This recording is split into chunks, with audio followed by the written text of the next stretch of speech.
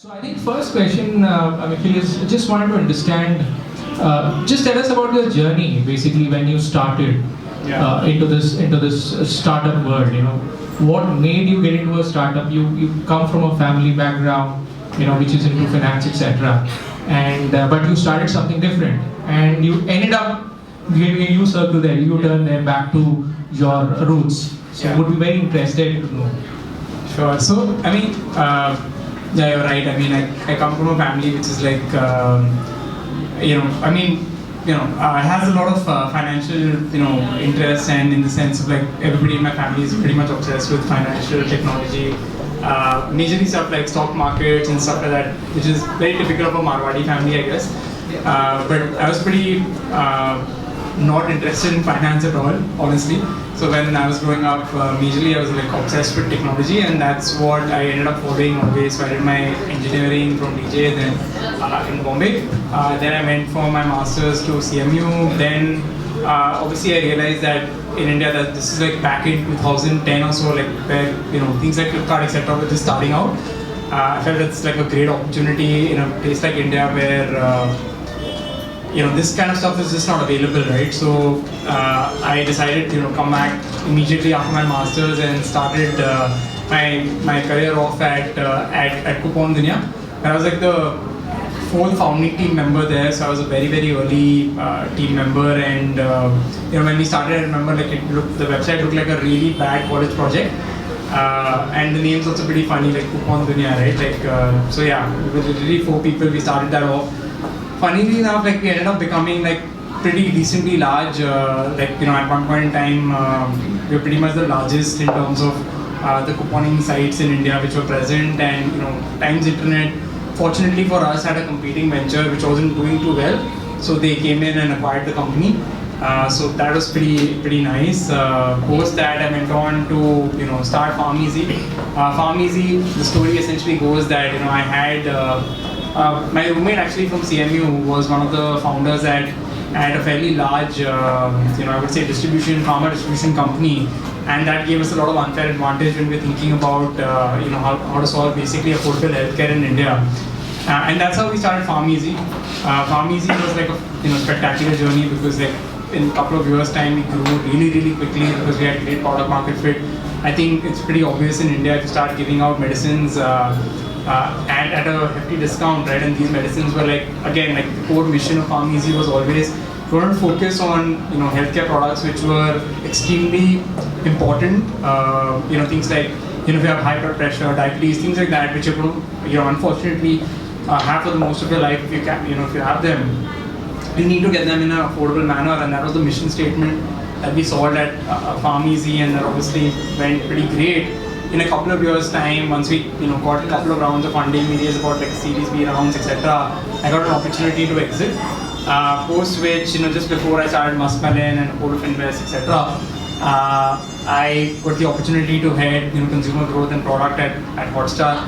Joined them super early, like I was the 12th employee there.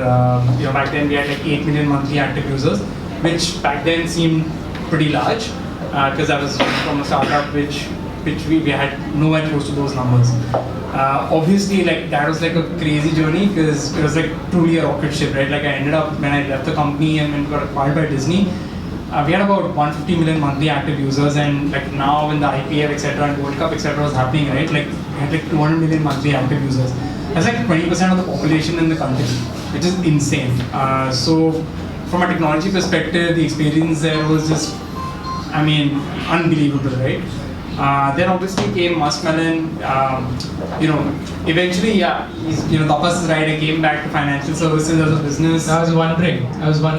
Yeah, you have been a very brave decision, in fact, because you've seen success. It's not that you started something and it was a failure, right? So you've seen success coming one after the other. And in spite of that, you taking a U-turn is something which I would want to hear from you. No, for sure. Honestly, like, when I decided to leave Hotstar, it was like a massive decision, right? Like, it's, in my opinion, at least, I feel like from a technology perspective, it's one of the largest tech companies in India. Even from an Asia perspective, right? It has like 100 million monthly active users. In fact, I yet say to people, if you're like a technology person, if you want to see scale, like there's only one company which I can think of in India which is at monster scale. Everybody else is like, I don't think close to these kind of numbers. You know, we set world record when it came to concurrent users on a video stream. You know, we had like people from Google, YouTube, etc. in our offices watching us do our thing, because like we were delivering, you know, ads at that kind of scale. It's unbelievable, right? Like, so honestly, thought process around Muskmelon was like, you know, once you're an entrepreneur, like at least for me, like I always wanted to be one again. And yeah, like obviously I had like a great position at you know, at Hotstar, and was super privileged to be there. But I've always wanted to do my own thing, so that was like a huge desire. Second is in general, like financial services, like always thought like for the last 8 years it was not my cup of tea. But like what changed essentially is where like I started thinking, especially after seeing the Hotstar scale, was you know, in India today, like there are, you know, 1.2 billion people, 100 million people on Sibyl, right? So there's an opportunity for about 1.1 billion people to come online and get access to financial services. And realistically, how is that going to happen? That's going to happen only digitally, right? Because you can't keep branches everywhere. It's just unaffordable. And you can look at the balance sheet of any sort of traditional lender and understand that branches model isn't scalable beyond a certain point. So that was the mission statement that, hey, like how do we make financial services accessible to pretty much the large section of India? And that's the motivation behind, you know, Muskmelon and a Port of Invest. You also had a play in the real estate sector. I think that too, when the sector was booming, right? And that was a very, very hot sector to be in at that point of time, where I think our good friend was part of housing.com. So I just want to check, you know, what, I understand it was a very short journey, but yeah. still you burnt your hands. So I just wanted to... Oh yeah, that's true. So the minute actually I left Coupon Dunya, I had a very brief stint, almost close to 3 months at Housing, a very long 3 months. So I joined the company primarily because like I met with Rahul, and you know, he basically told me that, you know, he wanted a bit of adult supervision or so you could say back then in his product department essentially, right? And I went there, and like those 3 months essentially were for me like a very quick lesson of what not to do in a company. So yeah, like I mean, it was pretty good that happened, I would say, like before I started FarmEasy, because like yeah, like it was like a, you know, obviously before then, like I was very fortunate that I worked in Coupon Dunya, where, you know, Sameer was the founder there, like a phenomenal entrepreneur, right? Like he taught me so many things about building the right team and building the right, you know, culture. And when I went to Housing, I just saw so many mistakes which, you know, would never have been done at something like a Coupon Dunya. And it's very important, honestly, like not only to know what is to be done, but for you to know actually what not to do. Housing was like a really, really important lesson for me, at least. In fact, on LinkedIn, I've written a post as well, and that's where I think... I've read it. I think I would recommend people to read Mikhil's post. There are a couple of interesting aspects which he has mentioned in that. I think one, he was mentioning that, you know, a lot of employees in his housing.com days were offered Apple Watches, you know, and that was a kind of a motivation factor. And the company was raising funds and it was burning funds, right? If I could use the right sentence, you know, the cash burn ratio was very high. So just want to understand, do you think when the company is doing too great, you know, it has made its mark, the sector is booming, do you still feel that companies like this or startups like this should do that? Is that a strategy, right strategy? So I think, you know, one of the things which is very common is like, you know, confusing, you know, I think people just kind of mistake this kind of stuff for culture, right? Like, I mean, having a beanbag, having, you know, giving Apple Watches, MacBooks to people, etc. That's not culture, right? Culture is kind of different, right? Like, I mean, you can, like, I'll give you a few other examples, right? Like, when I was at Housing, I had people in my team show up at like 3 p.m. every day, and they thought that's normal, that's cool. Like, we can work 3 to 9 or 3 to whatever 12, and because that was more comfortable to their lifestyle, like. Because they thought that that's, you know, the culture of Housing is freedom, you know, we're talented, so we can, you know, do whatever we want at our time, and, you know, as long as the work gets done. But the reality is, like, honestly, like, work doesn't get done until, like, people come in at the same point of time so that they can actually collaborate. So a lot of these things, I think people tend to confuse luxury and, like, over exuberance with sort of positive culture, which is wrong. I think in general, like, you have to realize as a founder, like, you know, everything's sort of temporary until you're really a success, right? Like, a company like, there are obviously many companies out there which are a bona fide success, right? Like there are companies like Reliance or, however traditionally you call them, right? Those are companies which are actually making profits and like, are established businesses doing really, really well, etc., etc. I think, just because your sector is doing well, it doesn't matter, right? You have to finally at the end of the day you're a startup because you've yet not achieved product market fit, and which was honestly the case at housing, right? Like, we were raising money like, like a drum sailor, right? Like it was just mad. It was Massive. $50 million, $100 million. Like it was just, like people were showering money to us, right? But the reality in the end of the day is, I think it's up to the founder to realize in the end of the day that all of this is temporary, because everybody now knows the story of housing, right? It's like the phoenix, right? We flew too close to the sun, and the reality is that, obviously there were great highs, but like, the lows were terrible, right? Like pretty much became untouchable. Not a single VC in town would give you like a single dollar, right? Because you got so much money, but you wasted it all, and then you go about and do a lot of stuff in public, which is basically acting like like a spoiled child. So that doesn't really end up working, especially when you don't have the numbers to back it up. And that's the reality for like most startups which are like cash burning, which obviously many of them are, because the reality is that they're building promise. And they're building, I would say, valuable future, right? But you have to obviously realize that everything is temporary, right? Like the highs are temporary, the lows are similarly temporary, right? Like that's important. How important is this word culture for the startups? From the time they say get set go. I would say it's at least I value it extremely highly. I feel like I think what's important for every entrepreneur is like building a really good team. Because the reality is, most startups are extremely difficult. Like, the mortality rate of startups is extremely high, right? Like most startups die. And the reality is that, if you're doing something very, very difficult, you want to be making sure that you're surrounded by really smart people. And the minute you have smart people who are nice people, you're spending 15 hours, 12 hours a day or whatever it is with them, right? So you want to make sure that culturally you all are the same and you share the same human values essentially. And because of that, I feel personally culture and team essentially is super critical. It's almost like only two things are important when you're doing a startup, right? One is what's the sector, like overall, right? I'm not talking about the idea, I'm talking about the sector.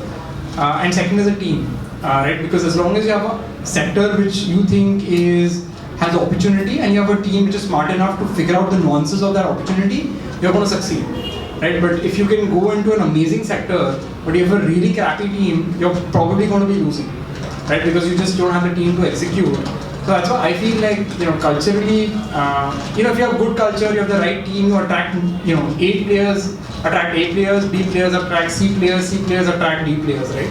So, you have to decide what kind of startup you want to end up having. I was wondering that, all these are very different segments, right? Housing, PharmEasy, again, pharma, right? Again, OTT from Hotstar.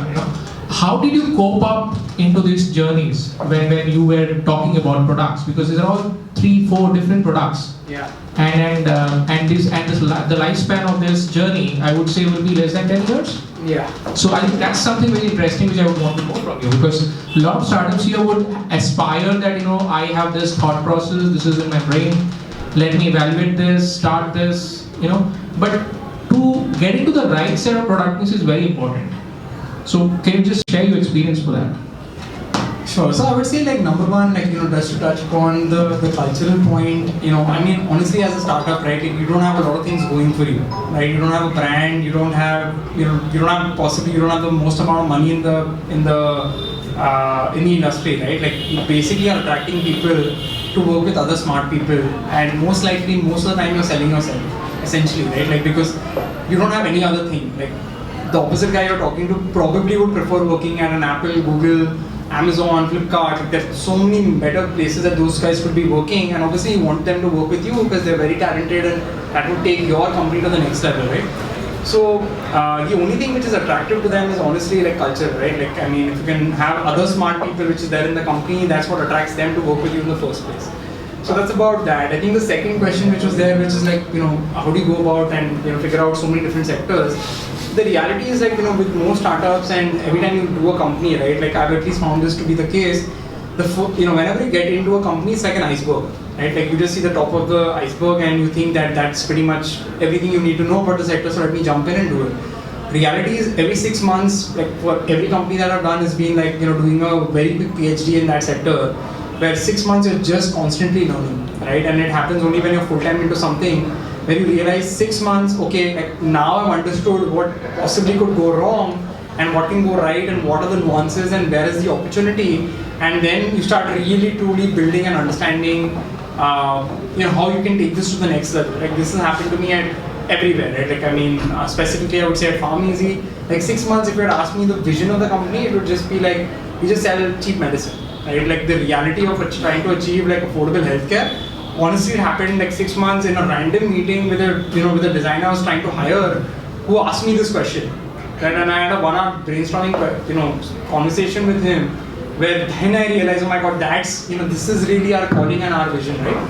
So, it takes time, right? And to get into so many sectors, I think you have to just respect the sector. You have to understand that every time you get into something, you are basically trying to learn, right? And that's why I keep saying this, that you need two things, right? One is you need to understand a macro level of what is the sector you're getting into. You need to be bullish on the entire sector. Second, you need to get into it with the right team. Because if you have these two combinations, right, it's not only up to you, honestly, to figure out the solution. You have so many amazing team members with you, whether they're a founder, whether they're an employee, it doesn't really matter, right? Because the reality is in a startup, everybody might as well be a founder, right? Because, if the thing fails, everybody's out of a job, right? It's just not the founder, right? Everybody's out of a job, so everybody is pretty much working really hard to try and find out a solution, trying to find out, how can we navigate the waters in a way which we are successful. So I've always been fortunate that in all the companies that I've done, I've always had people around me which were honestly really smart, very motivated to do really well, and honestly I've seen that, right? Like people which joined me at a very very early stage at Coupon Dunia, now they're running their own company. We saw similar traits. We try to hire people with similar traits at PharmEasy, looking at people who really succeeded for us, did really well for us at Coupon Dunia. We tried to hire the same bunch of people at PharmEasy, so the chemistry was there, right? So we hit the ground running. Similarly, like at Apollo Finvest and Muskmelon, I've been very fortunate that I've been able to tap into that same network which worked for me. So the chemistry is really there. And in general in life, right, you want to work with people who you've generally worked with in the past, because the problem statement can be different, but as long as you have the chemistry, right, at least there's no misconception of how do you work together, right? Because every time you work with new set of people, there's this chemistry that you need to form again. But if you work with people who you were successful in the past, there's an implicit trust, and most importantly, the cultures, there's no clash there happening. Okay, going back to your current role, I think, which is very close to my heart, which is finance. Tell me about this journey. I understand, Apollo Fin is basically kind of an NBFC, and you've created a tech platform to support this business. How easy or how difficult is this business which you're into? Because this is again into lending, right? I would say this is more of an intuitive lending. It's a kind of a judgmental lending, right? Because you are catering a sector which is an MSME. It is very unorganized. Let me put it to the right word. So tell me your challenges, because I would want to hear the challenges. Because as a bank, lending is very close to a bank. It's both assets and liabilities, and that's how you derive the delta for the bank. Now tell me, how easy or difficult was this journey for you, or right now? Honestly, with every startup, right, it's always very, very challenging, and especially when you're getting into a sector where by no means of imagination you're the expert. When I got into this, though I had, I would say, slightly an unfair advantage as compared to any Tom, Dick and Harry starting, fintech venture, where my family was into this business. But I was not interested, right? So by default, I kind of subconsciously knew stuff, but consciously never really paid attention to this kind of stuff. So it was quite similar. Where we started by doing the very basics, right? Just to give you guys some perspective of what we actually do, because that will help you understand, how we went about doing stuff. So what we do right now is essentially what was the mission statement and the vision statement, right? it was quite simple. Like we felt like there are 1.2 billion people in the country. 100 million people are accessing, they have data on the bureau, right? That means only those guys can be technically, officially being lent to by traditional lenders. That means 1.1 billion people in the country don't have access to, let's say financial services. Now, if they have to get access to financial services, it has to happen by smartphones because branches obviously can expand to a certain given point in time. So our vision was, I don't want to build an app which has like 1.1 billion users, right? I think that's, it's very optimistic, right? And the unit economics don't really work out because most of these guys that are in the 1.1 billion people, you can't really give them big loans, right? Like the average ticket size for a personal loan from a traditional lender in India is about 2 lakh rupees. Now most of these guys in India, you can't give them a 2 lakh rupee loan because they can't pay the EMI for it because they can't afford it. So how do you actually conquer this problem? The way to conquer this problem is you figure out, like, the vision essentially was that there are already companies out there like a Flipkart, Ola, Amazon, Apple, all of these guys, right? Which already have customers in front of them. They're already, in the life cycle of the customer, right?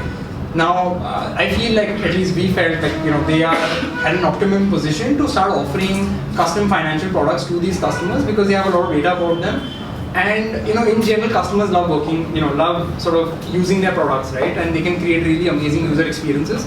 So we decided, let's create a platform, right? Like very similar to AWS, which is Amazon's web services, server, right? Like where if you want to create an app or a website, you pretty much just integrate with AWS and can go live in like 2 working hours or whatever, right?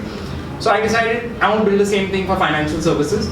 There are so many companies out there which have so much distribution, so many customers in front of them. If they want to start offering loans, credit cards, whatever, they should be able to do it on top of my interface and my architecture and my platform in general in 2 working days. So that was the vision, right?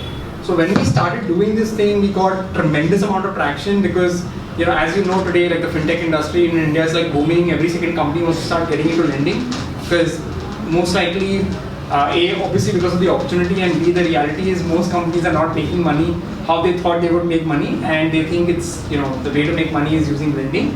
Lending is of course very, I would say in general, as compared to most of my startups, it's extremely different. The big difference between lending and every other company I've run in the past is that, here the journey starts once you give the loan. Previously, every time when I made a sale, right, at PharmEasy as example, that was booked as revenue, right? You're done. That's when the journey ends. Here, the journey starts when you give the money because then that's when the timer starts and that's when you realize, okay, now the battle begins, right? Because the real challenge is actually getting the money back. So that's the primary difference, and we learned this the hard way, I would say. Like we pretty much did this from the ground up, right? When we started this journey, it was not through partnerships, any of that. We actually went out there and lent our own money. So when you lend your own money, you realize that shit's real, and if you lose it, you're losing money. So that's pretty terrifying. So you understand everything about lending very quickly, because if you don't, you drown. And it's surprising how fast we learn when the stakes are very high, right? So it's high risk, high return business, in short. Initially, yes, right? Because you need to learn very quickly. So we learned everything about lending. Like we did this for a period of almost 6 to 8 months. Post that, we realized it's much more better, and from a unit economics perspective, to just do multiple collaborations and become a platform, right? So today we're almost like, I would say, like, I would call us almost like a platform rather than like, I know we're an NBFC and we have a license to lend, blah blah blah, but actually the reality is we're almost like a technology platform where we don't really care, right? Like we lend our own money when we see an opportunity to do so. But otherwise, if you're a fintech and you're looking to basically do 100% digital lending, go after customers or create products which are outside the spectrum of traditional lenders, we're a platform which can enable you to do that in 48 working hours. You can get your own capital and do this stuff on our platform. We're really sort of like a very smooth go-to-market plan, essentially, right? Like, right now what happens is every single company out there, big or small, which just raises Series A round or a seed round, or you're raising like or it could be a Flipkart, right? We work with pretty much everybody, right? Right from Flipkart, Tala, Whale Finance, Nira, Sancash, Bharat, InstaMojo, name the company, right? In the consumer lending space, we work with pretty much all of them. But mainly we think of ourselves as a digital branchless lender of sorts. You spoke about the lending problems that the data says that a lot of people get. The opportunity is big, but when you talk about customer journey, in this lending world, you normally touch base at the time of giving loan, or if he's a defaulter. Otherwise, you don't get in touch with him because he's a smooth customer. So, is there something that you keep communicating? Because it's a platform. Yeah. You're not like an NBFC or a bank who keep an eye on somebody yet. So, how do you manage the whole customer journey? And suppose he's just off from there. It's like two things which really have been helpful. A, give the customer as many avenues as possible to make the payment, whether it's in cash, whether it's in using Paytm or whatever it is, right? That's one. Second is positive reinforcement, right? Helping the customer understand that if you don't pay, it will negatively impact your ability to take further loans, and this is a very tiny loan, right? The reality is most of our loans are what, 20,000-30,000 rupees average ticket size, so they're not like life changing. But the reality is if you don't pay this stuff, it will affect your ability in the future to get like automobile loans, house loans, etc., which is obviously very big milestones in most individuals' journey, especially from a credit perspective. So, early action is what I would always recommend. What about the privacy issues that happens because if you are connected with Flipkarts and all these guys, I'm sure they have some privacy regulation to own the data. Yeah. So then how do you manage to get that individual data?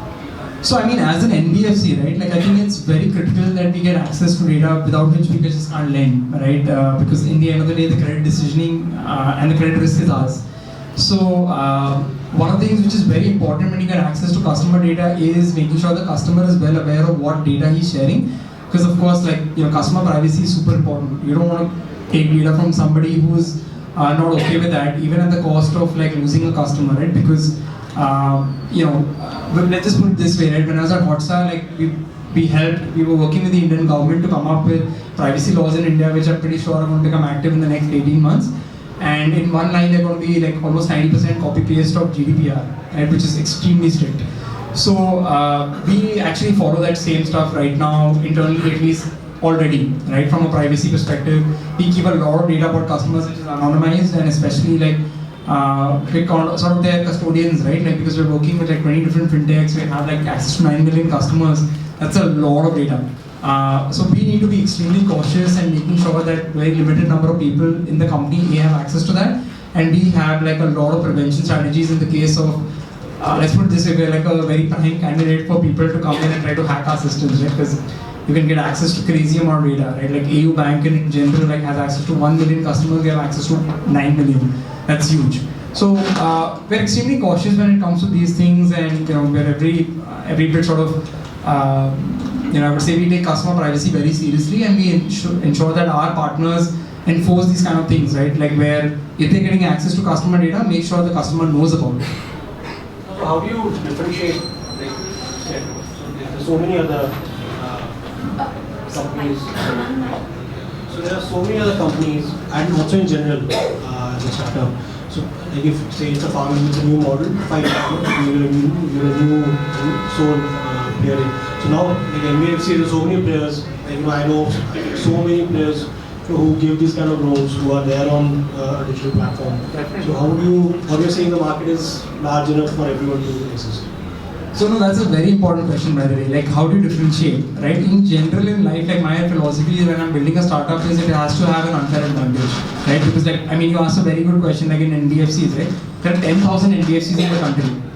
So when we decided to start this, we were extremely conscious of this, right? Because you could always say the market is big enough, but the reality is at least I as an entrepreneur don't want to get into something which I personally feel I can't compete, right? Because the reality is, HDFC Bank or Bajaj Finserv, Fullerton, so many guys out there which are, I would say, so well positioned to do stuff which we can't. So it's very important to identify what is your strength, right, and what is your unfair advantage.